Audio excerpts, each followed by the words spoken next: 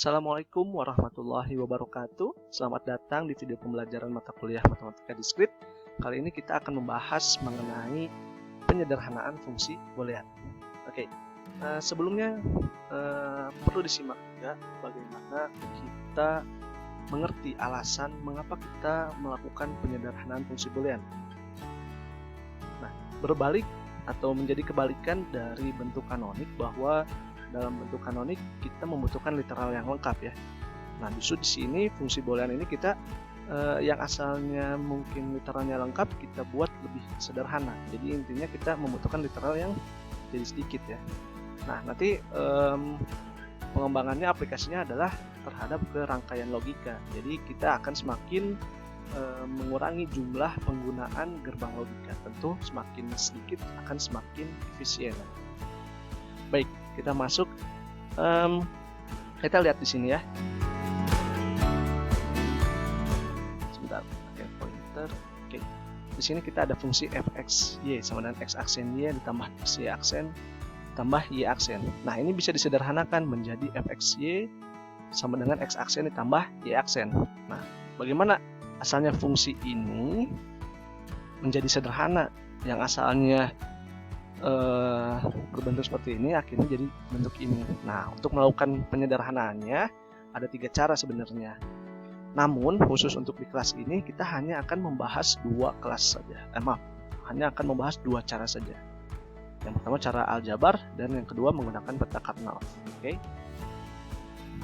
Nah, kita masuk ke langkah pertama, yaitu penyederhanaan secara aljabar ya. Di sini kita punya fungsi fxy misalnya. Di sini x ditambah x aksen y. Nah, ini kan kalau kita lihat ini bisa sesuai dengan hukum distributif ya di sini. S tambah x aksen, x ditambah xy, dan keduanya ada operasi kali. Nah, kita lihat di sini x tambah x aksen ini kan hubungannya, hukum yang berlaku adalah komplement kan, maka di sini bernilai 1. Maka 1 dikali x plus y jadi x plus y. Maka fungsi ini sederhananya adalah ini. Nah, fungsi di bawahnya juga sama. Lihat di sini x aksen, y aksen z ditambah x aksen, y z ditambah xy. Nah, di sini kita bisa lihat bahwa di sini ada yang sama. Oke.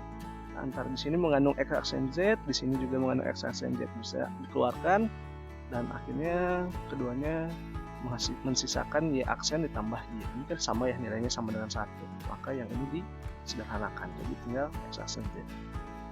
Nah, atau fungsi ini diberikan fungsi f variabelnya xyz, xy ditambah x aksen z dan ditambah lagi yz. Oke. Di sini bisa kita lakukan bentuk seperti ini juga, penambahan x ditambah x aksen. Sini kan bernilai 1, jadi tidak merubah bilangan sebelumnya ya. Nah, di sini kita distributifkan, lakukan hukum distributif. Ini menghasilkan ini ya, xyz ditambah x aksen yz. Nah, di sini kita cari lagi. Oh, ternyata antara xy dengan xyz ini ada yang sama ya. Tinggal menyisakan 1 tambah z ya. Ini samakan xy ditambah xyz kan, xy ditambah xyz. Nah, yang di sini juga sama x aksen z, di sini juga mengandung x aksen z. Maka bisa dikeluarin x aksen z-nya. Nah, ini juga sama, ada hukum. Sesuai hukumnya nanti sisakan ada seperti itu. Jadi dalam konsep penyederhanaan secara aljabar ini, penguatan konsep mengenai hukum-hukum aljabar boolean ini harus sangat kuat ya. Oke. Nah, kita masuk ke cara yang kedua, yaitu peta Karnaugh. Nah, metode peta Karnaugh ini disebut juga K-map ya. Mungkin beberapa literatur menggunakan istilah K-map. Nah, ini adalah metode grafis untuk penyederhanaan fungsi boolean berbentuk peta atau diagram yang berbentuk dari kotak-kotak yang merepresentasikan sebuah minterm atau maxterm juga bisa. Nah, metode peta Karnaugh ini ditemukan oleh seorang fisikawan Amerika yang bernama Maurice Karnaugh pada tahun 1953. Ini gambarnya. Saat ini usianya sudah 95 tahun ya. Saya lihat di Wikipedia sih. Oke. Nah, peta Karnaugh ini dengan bisa dalam bentuk beberapa variabel. Di sini ada 2 peubah dan 3 peubah ya, peubah. Nah, misalnya di sini ada bentuk penyajian yang 1 adalah seperti ini, penyajian 2 seperti ini, penyajian 3 seperti ini. Nah, namun yang lebih populer adalah bentuk penyajian yang atau yang sering digunakan adalah bentuk penyajian yang kedua ini. Nah, kalau di sini kita lihat ya, misalnya yang kedua ini kita di sini kan 0 sama 0 ya di sini. Nah, 0 ini setara dengan X aksen ya. Misalnya di sini X-nya 01, Y-nya ya di sini. Nah, di sini saat bernilai ini kan 00 ya sebenarnya. Saat 00 ini dia bernilai X aksen dan Y aksen. Nah, di sini 01 kan. Nah, di sini 0-nya itu merepresentasikan X aksen dan satunya adalah Y. Oke. Atau bentuknya juga seperti ini, X aksen Y ini kan sama ya seperti itu. Hanya lebih jelasnya saja. Cuman bentuk yang akan lebih kita pakai ada seperti ini. Nah, atau kita ada 3 peubah. Oke. Di sini ada berapa kotak? Ada 8 kotak ya. Nah, jadi kalau dua variabel atau dua peubah, 2 pangkat 2 berarti ada 4. 1, 2, 3, 4. Kalau 3 peubah berarti ada 2 pangkat 3 berarti 8. Kita mulai dari 0 ya, 0 sampai 7. Nah, perlu di sini dilihat bahwa urutannya enggak sama ya. Maksudnya enggak ada yang berbeda maksudnya. 000, 001, 011 dan 010. Urutannya kenapa begini? Ini karena peta Karnaugh ini mengacu ke urutan Sandy Gray.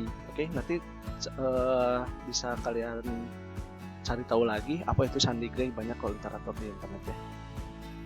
Nah, lalu juga untuk fungsinya adalah agar yang bertetangga yang seperti ini atau yang berdekatan ya, ini bisa disederhanakan atau bisa dihilangkan nantinya dalam proses penyederhanaan fungsi boolean. Oke. Nah, sama kayak gini ya, kita bahas nanti akan di slide selanjutnya akan membahas mengenai penyederhanaan fungsi boolean. Di sini kita lihat di sini 000, X aksen, Y aksen, Z ya. Kalau di sini X-nya bernilai 1, Y-Z-nya bernilai 0 ya. Berarti di sini X, Y aksen, Z. Atau yang di sini 111, maka X, Y, Z ya di sini.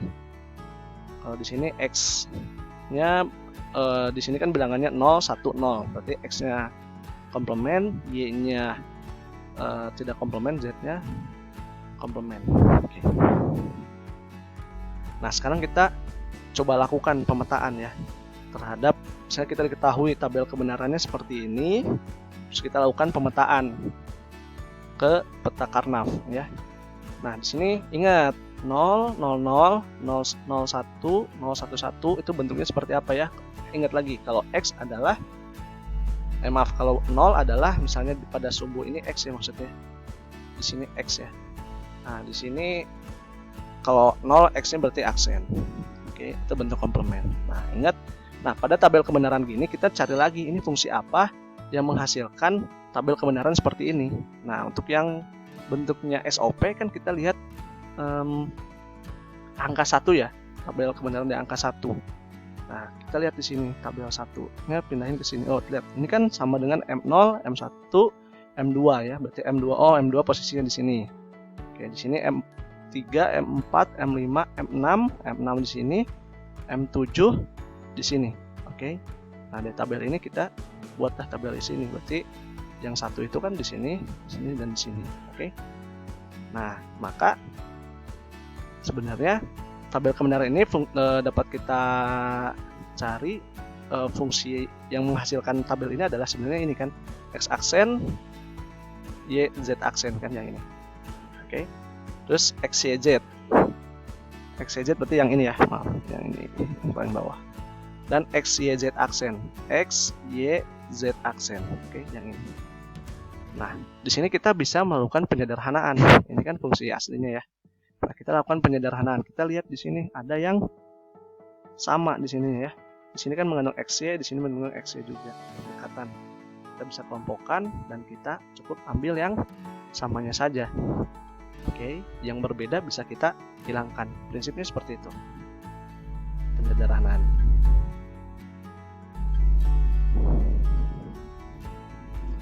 Oke, jelas? Oke, nah tabel Karnaugh juga bisa berlaku terhadap beberapa variabel yang lain ya, bisa 4, 5, 6 gitu. Ada aturannya. Nah, untuk kali ini kita bahas sampai 4 dulu aja ya. Jadi di sini kalau misalnya 4 berubah, misalnya kita pakai variabelnya wx, yz. Berarti kalau di sini wx-nya berarti negasi ya, komplement. W aksen, X aksen, di sini Y aksen dan Z aksen. Kalau misalnya di sini berarti kan di sini yang berlaku 1 1 1 1 semua ya, WX Y Z. Nah, kalau di sini 0 1 1 0. 0-nya berarti W aksen, satunya X, satunya yang satu lagi di sini Y dan Z aksennya 0. Oke. Prinsipnya sama. Nah, kita masuk ke teknik minimasi fungsi boolean dengan peta Karnaugh ya. Nah, di sini ada pasangan. Untuk yang pertama adalah pasangan dua buah satu yang bertetangga. Oke. Nah, di sini silakan diamati. Kita ada 4 variabel ya, wx sama yz. Oke, di sini kita lihat bahwa fungsi yang bernilai 1, kita lihat amati yang 1 kan. Kita mau bentuk dengan bentuk SOP-nya. Jadi kita lihat adalah yang satunya. Di sini kan adalah wx yz, oke. Tambah wx, ini kan wx y-nya dan 0 di sini adalah z aksen. Nah, kita lakukan penyederhanaan. Hasil penyederhanaan adalah kita lihat di sini wx yz ditambah wx z aksen, yang sama yang mana? Yang sama adalah wx y-nya kan. Nah, yang berbeda adalah z kali z dan z aksennya. Maka hasil penyederhanaannya adalah ini wx y. Oke. Nah, bisa kita buktikan dengan metode aljabar nih ya. Wx yz ditambah wx yz aksen. Oke. Di sini kan bisa lepas ya. Bisa kita lepaskan ya wx ini karena ada di keduanya. Tinggal menyisakan z ditambah z aksen. Nah, ini kan hukum komplement bernilai 1, maka hasilnya bisa jadi wx y aja. Oke. Nah, lalu bagaimana saat ketetangganya itu bernilai kuat ya, atau 4 buah yang bertetangga, 4 buah angka 1 yang bertetangga. Nah, di sini kita lihat ya. Di sini ada wx ya, wx y aksen z aksen. Oke, yang ini. Terus yang ini wx y aksen z ya. Terus yang di sini wx y z ya. Dan yang sini wx y z aksen. Nah, kita di sini melakukan kuat, oke. Nah, kita lihat ketetanggaannya. Tetangganya apa yang sama di kesemuan 4 ini? Oke, dari sini apa yang sama? Ternyata kan di sini yang sama adalah wx-nya ya. Di sini semua yang ada wx-nya kan. Oke, maka hasil penyederhanaannya adalah wx. Oke. Kita lanjut ke contoh berikutnya. Oke, contoh berikutnya adalah untuk masih bentuknya apa? Seperti ini ya, untuk yang kuat ya. Masih yang 4 ketetanggaan. Jadi bisa menjajar secara horizontal, bisa juga bikin kotak kayak gini. Untuk posisi yang ini kan, ini adalah wx y aksen z aksen kan. Nah, kalau yang ini wx aksen ya. Terus 01 y aksen z kan di sini ya. Berarti di sini kan 1001. Oke. Nah, di sini lihat mana yang samanya, bisa dilihat. Yang samanya adalah ternyata dari semua 4 ini yang sama adalah W. Terus di sini yang sama lagi apa? Ternyata yang sama adalah Y aksen. Maka hasil penyederhanaannya bisa jadi W Y aksen. Oke. Nah, kita cari contoh lagi. Nah, contoh yang lainnya adalah pada kondisi oktet ya. 8 buah untuk yang bertetangga kayak gini. Oke. Sebelum disederhanakan, fungsinya adalah seperti ini. Wx y aksen z ditambah wx y aksen yang ini wx y aksen z, yang ini wx y z, yang ini wx aksen yang ini wx y z aksen ya. Oke, terus yang ini wx aksen y aksen z aksen ya. Lihat aja di sini nanti. Nah, ternyata dari sekian 8 ini yang sama yang mana? Oke, bisa kita lihat bahwa yang sama hanyalah W ya. Sisanya selalu berbeda kan. Oke, intinya bisa kalau kalian sangat mengerti konsep irisan dari ke-8 fungsi ini adalah W gitu. hasil penyederhanaannya adalah fungsi W.